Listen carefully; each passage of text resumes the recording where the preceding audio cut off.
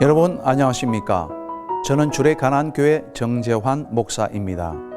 오늘 말씀은 요한복음 7장 1절에서 13절까지의 말씀을 가지고 하나님의 인도하심을 따르는 삶이라고 하는 제목으로 말씀을 나누도록 하겠습니다. 먼저 2절에서 6절까지의 말씀을 읽도록 하겠습니다. 유대인의 명절인 초막절이 가까운지라 그 형제들이 예수께 이르되 당신이 행하는 일을 제자들도 보게 여기를 떠나 유대로 가소서. 스스로 나타나기를 구하면서 묻혀서 일하는 사람이 없나니 이 일을 행하려 하거든 자신을 세상에 나타내소서 하니, 이는 그 형제들까지도 예수를 믿지 아니함이러라.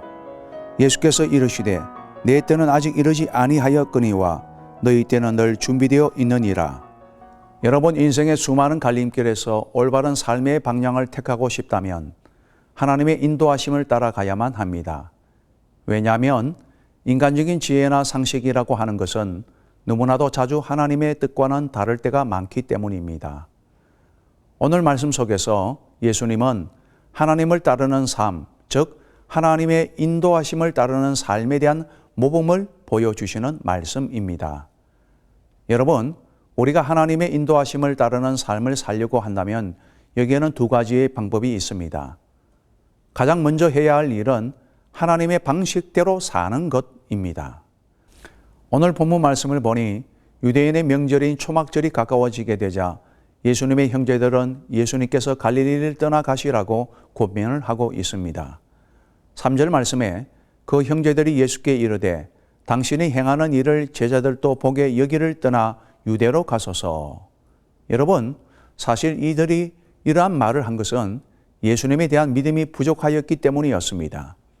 만일 예수님 자신이 메시아라고 한다면 그들의 생각으로는 예수님 자신을 세상에 드러내는 것이 옳다고 생각하였기 때문이었죠.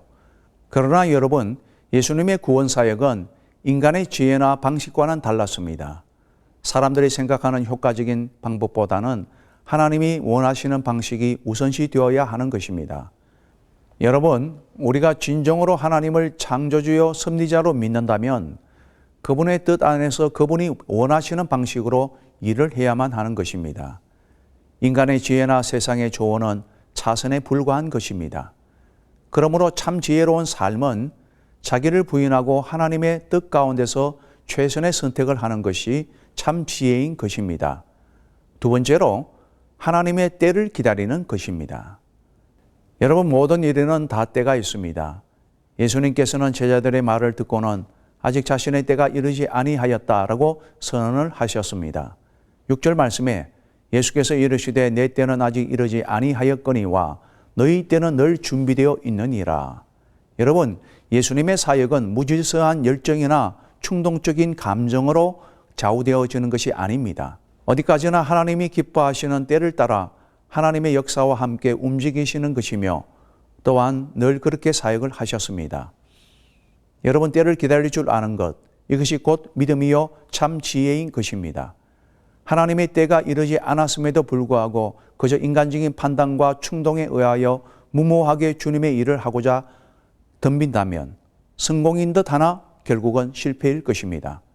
오직 하나님의 때가 이르도록 충분히 인내하며 기다릴 줄 아는 자가 되어야 하겠습니다.